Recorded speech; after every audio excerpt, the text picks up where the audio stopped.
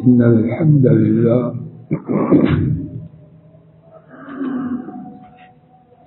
نحمده ونستعينه ونستغفره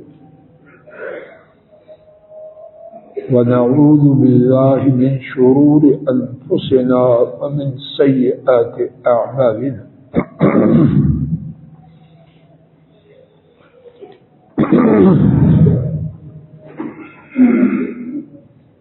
من يهده الله فلا مضل له ومن يضلل فلا هادي له وأشهد أن لا إله إلا الله وحده لا شريك له وأشهد أن محمدا عبده ورسوله صلوات ربي والسلام عليه. أما بعد فإن خير الحديث كتاب الله وخير الهدي هدي محمد صلى الله عليه وسلم وشر الأمور محدثاتها وكل محدثة بدعة وكل بدعة ضلالة وكل ضلالة في النار. اللهم انفعنا بما علمتنا وعلمنا ما ينفعنا وزدنا علما. سبحانك لا علم لنا إلا ما علمتنا إنك أنت العليم الحكيم. رب اشرح لي صدري ويسر لي أمري واحلل عقدة من لساني يفقهوا قولي. رب أعوذ بك من حمدات الشياطين وأعوذ بك رب أن يحضرون. أعوذ بالله السميع العليم من الشيطان الرجيم من حمده ونفخه ونفسه. كيف يهدي الله قوما كفروا بعد إيمانهم وشهدوا أن الرسول حق وجاءهم البينات والله لا يهدي القوم الظالمين. أولئك جزاؤهم أن عليهم لعنة الله والملائكة والناس أجمعين خالدين فيها لا يخفف عنهم ولا هم ينظرون إلا الذين تابوا من بعد ذلك وأصلحوا فإن الله غفور رحيم. اللہ مالک کی توفیق سے گزشتہ خطبہ جمعہ میں یہ حقیقت عرض کرنے کی عاجزانہ اور حقیر سی کوشش کی جا رہی تھی کہ اللہ کریم تمام گناہوں کو معاف فرمانے والے اور میرے ناکارے اور آپ کے گناہوں کی کثرت، ان کا زیادہ ہونا اور ان کا سنگین ہونا توبہ اور معافی کی راہ میں رکاوٹ ہے۔ آئیے اسی بات کو کچھ مزید اللہ کی توفیق سے سمجھنے سمجھانے کے لیے قرآن کریم کے دو مقامات سے کچھ بات عرض کرتے ہیں اور پھر اس کے بعد سنت صحیحہ اور ثابتہ سے دو واقعات اللہ مالک کی توفیق سے سنے اور سنائے جائیں۔ قرآن کریم کے دو مقامات سے پہلا مقام سورہ آل عمران آیات شریفہ 86 تا 89، 86 تا 89، تیسرے پارے کا آخری صفحہ۔ اور یہی 4 آیات ابتدا میں تلاوت کی گئیں. اب ان کا میرے ساتھ اللہ کی توفیق سے ترجمہ حضرات و خواتین سماعت فرمائیں. اللہ اس قوم کو کیسے ہدایت دیں جنہوں نے اپنے ایمان کے بعد کفر کیا اور انہوں نے گواہی دی بے شک رسول صلی اللہ علیہ وسلم حق ہے اور ان کے پاس واضح دلائل آئے، اور اللہ تعالیٰ ظالم لوگوں کو ہدایت نہیں دیتے. وہ لوگ، ان کا بدلہ یہ ہے یقیناً انہی پر اللہ تعالیٰ کی لعنت، فرشتوں کی لعنت اور سارے لوگوں کی لعنت. وہ ہمیشہ اس میں رہیں گے، نہ ان سے عذاب ہلکا کیا جائے گا اور نہ ان کو مہلت دی جائے گی،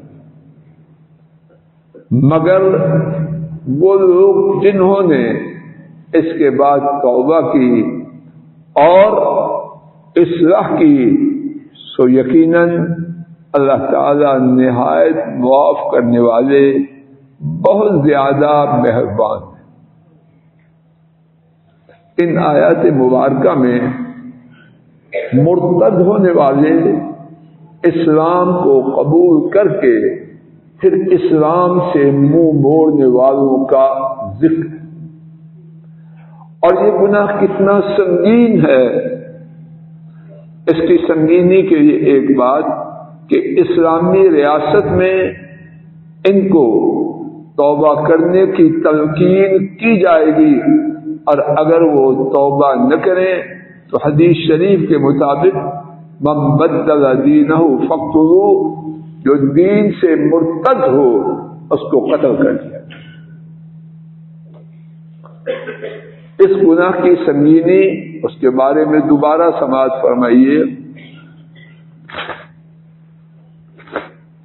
ایک یہ بات اس گناہ کی سنگینی کو اجاگر کرنے کے لیے نہایت کافی ہے کہ ایسے لوگوں کو زمین کے اوپر رہنے کا حق خالق نے ختم کر دیا.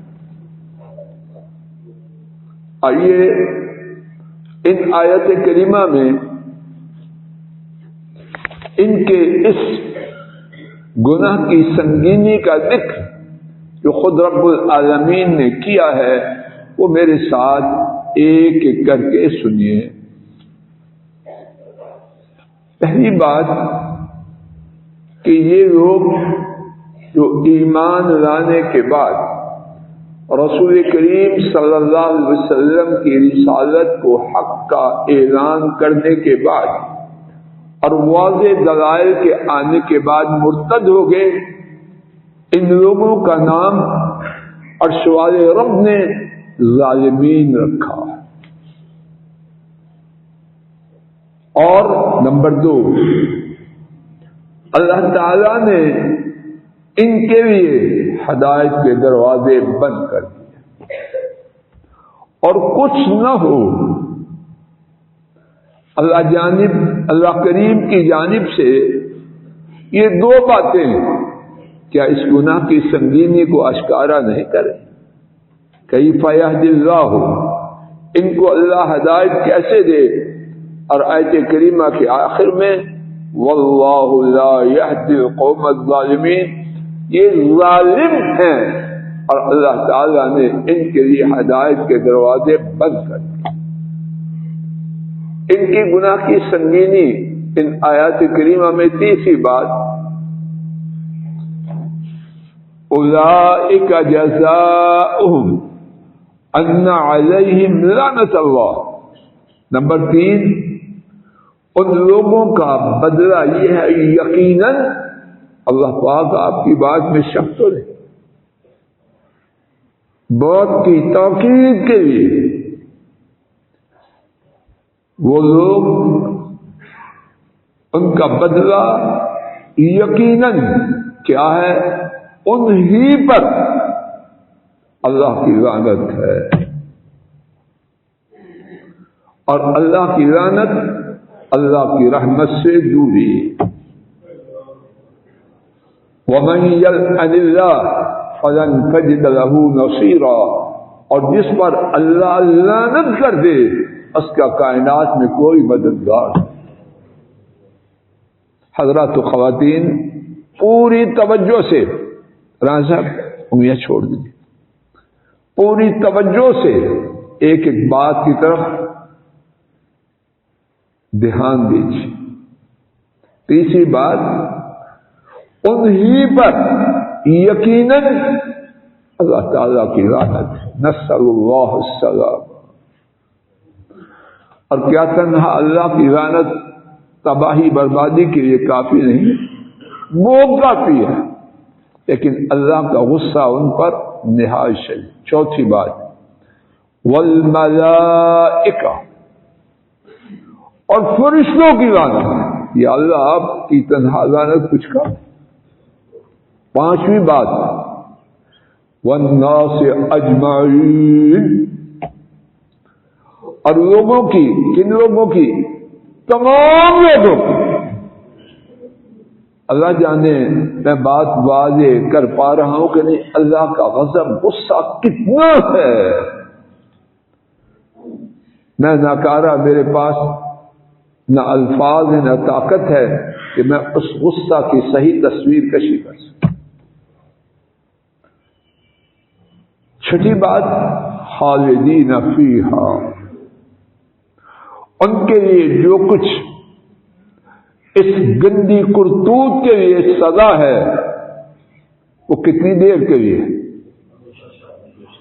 سب بولیے خالدین فیہا، نسأل اللہ السلامہ، یا اللہ آپ کی پناہ چاہتا، اس میں ہمیشہ رہیں گے۔ ڈیوریشن کتنی ہے، پیریڈ کتنا ہے؟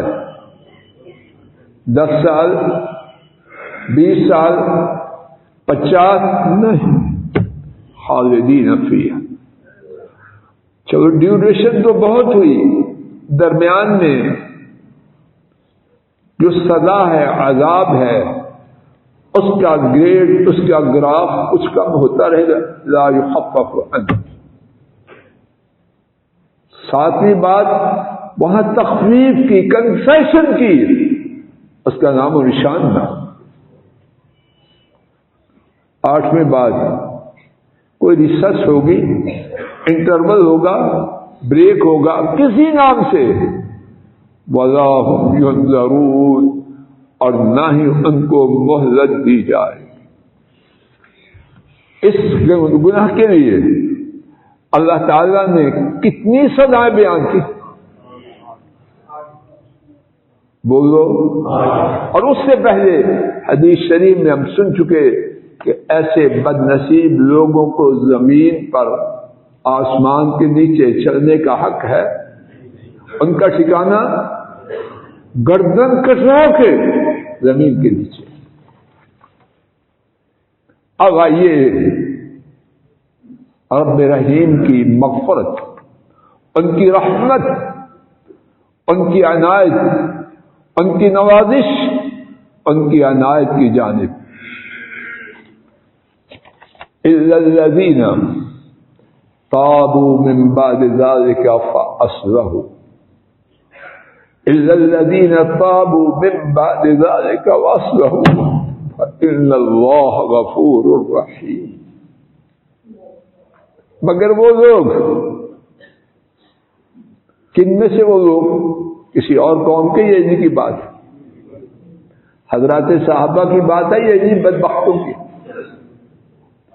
إِلَّا الَّذِينَ تَابُوا مِن بَعْدِ ذَلِكَ، مگر وہ لوگ جنہوں نے اس کے بعد توبہ کی، وَأَصْلَحُوا، اور اپنی اصلاح کرے، فَإِنَّ اللَّهَ غَفُورٌ رَحِيمٌ، سو یقیناً اللہ کیا ہے؟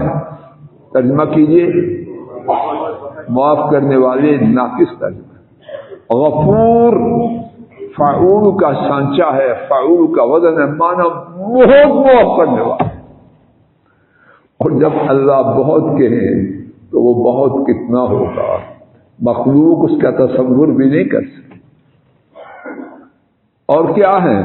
بس معاف کر دیں، بہت معاف کر نہیں، اس کے آگے بھی رحیم، کیا ترجمہ ہے؟ نہایت مہربان۔ مہربان صرف نہیں، نہایت مہربان۔ اور نہایت مہربانی میں کیا ہے؟ اے فضل الہی، اے عبداللہ، عبد الرحمن، فاطمہ، سعیدہ، اللہ اتنے مہربان ہیں، تو دنیا میں رہتے ہوئے اس مہربانی کا تصور بھی نہیں کر سکتا۔ میں آپ یقیناً گناہگار، اب اپنے بارے میں کیا سمجھتے ہیں؟ معاف کیجیے، میں گناہگار، کچھ بھی ہو، کیا ہمارا گناہ مرتد ہونے کے برابر یا اس سے بڑا ہے؟ معاذ اللہ۔ کلمہ پڑھتے ہیں اپنی پوری نالائکی کے باوجود، اگر اللہ پاک نے ان کی معافی کے لیے یہ اعلان فرمایا ہے تو میں آپ اپنے آپ کو کیوں اس معافی سے محروم رکھنے کے بارے میں سوچیں۔ آئیے قرآن کریم ہی سے سورہ النساء 5واں پارہ، اس کا آخری صفحہ، آیات مبارکہ 145 تا 147، 5ویں پارے کی آخری 3 آیات مبارکہ۔ رب کریم نے فرمایا ان المنافقین فی الدرک الاسفل من النار ولن تجد لهم نصیرا، بے شک منافق لوگ اللہ بچائے، مرتدوں سے بھی بچائے، منافقوں سے بھی بچائے، اور کسی کی کوئی گارنٹی نہیں۔ اللہ خیر فرمائے، آنے والا وقت جانے والے وقت سے اور موجودہ وقت سے بہترین بنائے۔ ڈرتے رہیں، ڈرتے رہیں، ڈرتے رہیں۔ ان المنافقین فی الدرک الاسفل من النار، جہنم میں درجات ہیں، جنت میں بھی درجات ہیں۔ اللہ جنت میں لے جائے، مانگتے ہوئے شرم آتی ہے لیکن مانگنا ہے، اللہ اونچے درجوں میں لے جائے۔ قابل ہیں اللہ کی قسم نہیں جنت میں جانے کے لیے قابل، لیکن مانگیں گے کیونکہ وہ مانگنے کو پسند کریں۔ جہنم میں بھی درجات ہیں، آج کی زبان میں ABCD کلاسز۔ تو منافق کس کلاس میں ہوں گے؟ جہنم کا جو بدترین درجہ ہے، جس سے آگے جہنم میں اور کوئی بری جگہ نہیں۔ ان المنافقین فی الدرک الاسفل من النار، بے شک منافق لوگ جہنم کے سب سے نچلے درجے میں ہوں گے۔ نسأل اللہ السلام۔ اللہ گواہ ہے، ہم میں جو سب سے ہلکا درجہ ہے اس کے برداشت کرنے کی طاقت ہے۔ سب سے ہلکا درجہ 2 جوتیاں اور ان کے تسمے جہنم کی آگ کے، اور اس میں کیا ہوگا؟ ان 2 جوتیوں اور جہنم کی آگ کے تسموں والا اس کا دماغ اس میں اس طرح جوش آئے گا جیسے کہ ہنڈیا کو چولہے پہ رکھیں تو اس میں جوش آتا۔ اور یہ کون ہے؟ مسعود جی کون ہے جس کا جہنم میں درجہ سب سے آسان ہے؟ اور اب جو جہنم کے نچلے درجے میں ہوگا، سب سے نچلے میں، اس کی کیفیت کیا ہو؟ دوسری بات، وَلَن تَجِدَ لَهُمْ نَصِيرًا، آپ کبھی بھی نیور لن، آپ کبھی بھی ان جہنمیوں کا کوئی مددگار نہ پائیں گے۔ کسی کے پاس ہے کہ اس سے زیادہ سنگین سزا کا تصور کرے؟ میرے ذہن میں تو کوئی۔ اب سنیے، یہ بات تھی زمینی گندوں کے حوالے سے، اب عرش والے رب کی شان، ان کی رحیمی، ان کی کریمی، ان کی رحمت کی وسعت، ان کی نوازشات کا سمندر، اس کی بات سے الا الذین تابوا واصلحوا واعتصموا باللہ واخلصوا دینہم للہ۔ یہ بدترین جگہ والے جن کے لیے ساری کائنات میں کوئی مددگار نہیں۔ اب ان میں اگر چار باتیں آ جائیں، یہ چار ترجمہ میں نہیں تشریح میں کہہ رہا، قرآن کریم میں بغیر گنتی کے، الا الذین تابوا، انگلیاں اوپر کیجئے اور شمار فرمائیے، مگر وہ لوگ جنہوں نے توبہ کی، وَأَصْلَحُوا، اپنی اصلاح کرے، وَاعْتَصَمُوا بِاللَّهِ، اللہ کو مضبوطی سے تھام لیا، اللہ کی کتاب کو، اللہ کی شریعت، وَأَخْلَصُوا دِينَهُمْ لِلَّهِ، اور اپنے دین کو اللہ کے لیے خالص کر لیا۔ اب کیا ہے نسیم صاحب جی، اب کیا ہے؟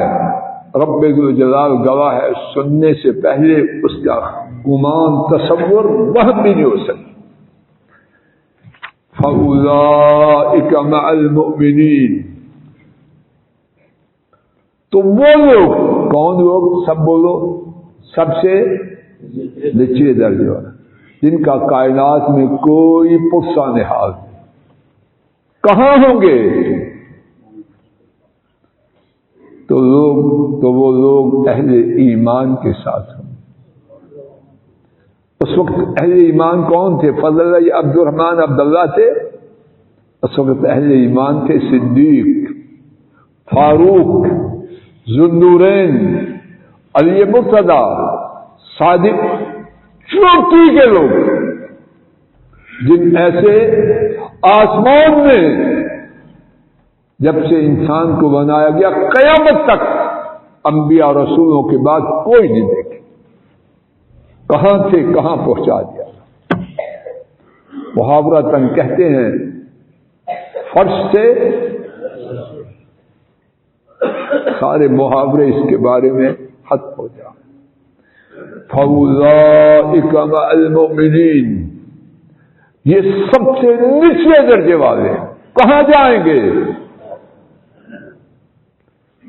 انبیاء اور رسولوں کے بعد سب سے اونچے درجے والے لوگوں کے ساتھ۔ کوئی تعجب کرے، یہ کیا بات اللہ فرما رہے؟ اللہ پاک نے کہا تو تشریح میں ہے، کرتا جا تعجب، سن میری۔ وَسَوْفَ يُؤْتِ اللَّهُ الْمُؤْمِنِينَ أَجْرًا عَظِيمًا، تو تصور کرے نہ کرے، تیری منظوری ہونا، تیری حیثیت کیا ہے؟ وَسَوْفَ يُؤْتِ اللَّهُ الْمُؤْمِنِينَ أَجْرًا عَظِيمًا، اور اہل ایمان یقیناً، جب اللہ سوفا کہیں تو اس کا معنی عنقریب نہیں، اس کا معنی ہوتا ہے یقیناً، سرٹنلی، اور یقیناً اللہ اہل ایمان کو اجر عظیم دیں گے۔ اور عظیم کیا ہے؟ بہت بڑا، اور جس کو سب سے بڑے کہیں بہت بڑا، اس کی عظمت کا مخلوق میں سے دنیا میں کوئی تصور بھی نہیں۔ اور پھر اس کے بعد فرمایا، تعجب سننے والا، بولنے والا کرے، کرتا رہے، ما يفعل الله بعذابكم من شكرتم وآمنتم وكان الله شاكرا عليما۔ تیرا تعجب ہوتا رہے، اس کی کیا پرواہ ہے؟ رب ذوالجلال۔ قاعدہ کیا ہے؟ کاشی میں سمجھ آ رہی ہے؟ ما یفعل اللہ بعذابکم ان شکرتم وآمنتم، اگر تم شکر گزار بن جاؤ، ایمان لے آؤ، تو اللہ نے تمہیں عذاب دے کے کیا کرنا؟ اللہ عذاب دے؟ ان کی شان رحیمی، کریمی، رحمت، عنایات، اس کا تو عذاب سے میل نہیں، تو مفوری کرتوت نے تمہیں عذاب کا نشانہ بنوا لے۔ ما یفعل اللہ بعذابکم، اللہ نے تمہیں عذاب دے کے کیا کرنا ہے؟ لیکن اللہ نے اس کے ساتھ کنڈیشن رکھی ہے، ان شکرتم وآمنتم، اگر تم شکر گزار بنو اور ایمان لاؤ، وگرنہ کچھ عمر نکلے۔ وَكَانَ اللَّهُ شَاكِرًا عَلِيمًا، اور اللہ وہ ہیں قدر کرنے والے، قدر کرنے والے اور خوب جاننے والے۔ تشریح، کھوٹا کون ہے، کھرا کون ہے، مکار اور فریبی کون ہے، اور سچی توبہ کرنے والا کون ہے۔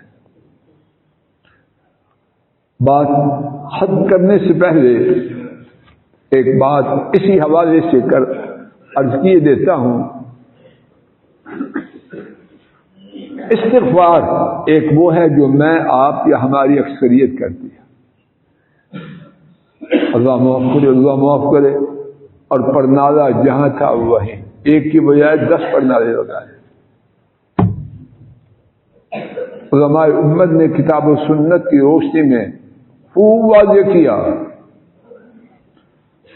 عمل کے بغیر توبہ یہ نہایت جھوٹے لوگوں کا سودا ہے۔